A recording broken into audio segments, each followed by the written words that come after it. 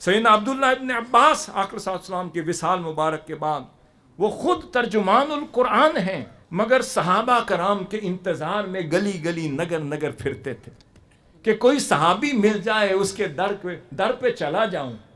جیسے پتہ چلتا کہ فلاں علاقے میں کوئی صحابی ہے اور جس کے پاس آقا صلی اللہ علیہ وسلم کی کوئی حدیث مبارک ہے، وہ دوپہر کو جاتے ان کی چوکھٹ پر بستر لگا کے بیٹھ جاتے، گرد و غبار سے بھر جاتے مگر چوکھٹ نہ چھوڑتے۔